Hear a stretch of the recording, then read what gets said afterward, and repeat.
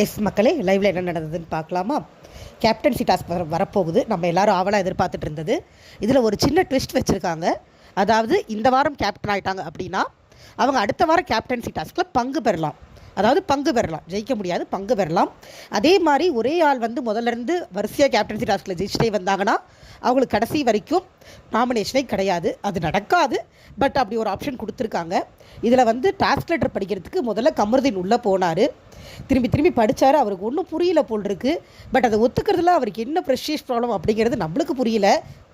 2-3 தடவை ரொம்ப நேரமாக ட்ரை பண்ணி அவருக்கு வரலன்னொடனே பிக் பாஸ் பார்வை வர சொல்லுங்கள், நீங்கள் வெளியில் போங்கன்னு சொன்னதுக்கு அவர் என்னோட ப்ரெஷியஸில் ஏதாவது ஸ்பாயில் ஆயிருமான்னு கேட்டப்போ நம்மளுக்கு சிரிப்பு வந்துருச்சு. ஏன்னா இது வரைக்கும் எவ்வளவோ சீசன் பார்த்துருக்கோம். எத்தனையோ பேர் அதை படிக்க தெரியாமல் போயிட்டு வெளியில் வந்திருக்காங்க. யாருமே அதை வச்சு பேர் போயிருமா அப்படின்னு சில்லியாக கவலைப்பட்ட மாதிரி நம்மளுக்கு ஞாபகம் இல்லை. அவருக்கு என்ன பிரச்சனைன்னு தெரியல, அதில் பேர் போயிருமான்லாம் கவலைப்பட்டு வெளியில் பொய் வேறு சொல்கிறாரு. நான் இந்த டீம்லேருந்து படிச்சுட்டேன், அவங்க அந்த டீம்லேருந்து படிக்கணும் அப்படின்னு. சீரியஸாகவே இதில் என்ன பிரச்சனை அவருக்கு அப்படின்னு நம்மளுக்கு தெரியல. மக்கள் எப்படிலாம் இருக்காங்க அப்படிங்கிற மாதிரி தான் இருக்குது. பாரு போய் படித்தாங்க. இன்னொரு சம்பவம் என்ன நடந்ததுன்னா, நந்தினி திடீர்னு டவுன் ஆகிட்டாங்க. ஏன் டவுன் ஆனாங்கன்னு நம்மளுக்கு புரியல. அவங்களோட பர்சனல் ட்ராமா அவங்களுக்கு வெளியில் வந்துருச்சுன்னு நினைக்கிறேன். ஏன்னா பர்சனலாக அவங்களுக்கு நிறைய பிரச்சனை இருந்திருக்கும் போல் இருக்குது.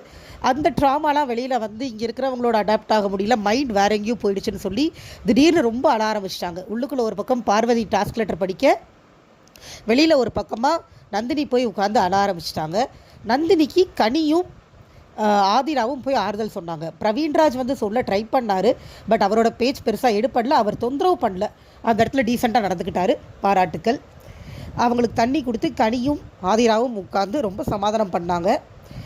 உட்காருங்க, இதனால் அப்புறம் பேசிக்கலான்னு சொல்லி அவங்கள சமாதானம் பண்ணி கூட்டிகிட்டு உட்கார வச்சுட்டாங்க. பார்வதி வெளியில் வந்ததுக்கப்புறமா டாஸ்க் லெட்டர் படிக்கிறதுக்கு முன்னாடி பிக் பாஸ் நந்தினியை கூப்பிட்டு பேசினார். அவரோட வாய்ஸில் ஒரு கன்சர்ன் தெரிஞ்சது. அது கேட்கவே நல்லா இருந்தது. ஒருத்தங்க கஷ்டத்தில் இருக்காங்க அப்படிங்கும் போது அதை எந்த மாதிரி அட்ரஸ் பண்ணணும் அப்படிங்கிறது கரெக்டாக தான் இருந்தது. அவங்களோட இஷ்யூ பிக் பாஸ் வீடு ரிலேட்டடான இஷ்யூ இல்லை, வெளியில் நடந்த இஷ்யூ தான். ஸோ முடிஞ்ச வரைக்கும் சமாதானம் பண்ணி இந்த முதல் 2 நாட்கள் இதெல்லாம் வர்றது சகஜம்தான் அப்படின்னு சொல்லி அனுப்பிச்சாங்க. பட் ஒரு வேளை சேனல் ப்ராடக்ட்ஸாக இருந்தாங்கன்னா இன்னும் கொஞ்சம் அதிகமாக கன்சர்ன் இருந்திருக்குமோ அப்படின்னு எனக்கு தோணாமல் இல்லை. ஏன்னா இதுக்கு முன்னாடி சீசனில் நம்ம பார்த்துருக்கோம், இன்னும் கன்சர்ன்டாக அவர் பேசியிருக்காரு. பட் இங்கேயும் கன்சர்ன் இருந்தது, கண்டிப்பாக இல்லைன்னுலாம் சொல்ல முடியாது. அந்த வாய்ஸில் ஒரு கன்சர்ன் கண்டிப்பாக இருந்தது. ஓகே ஆகிடுவாங்க, நம்புவோம். கேப்டன்சி டாஸ்க் நடந்ததுக்கப்புறம் வரேன். Bye bye.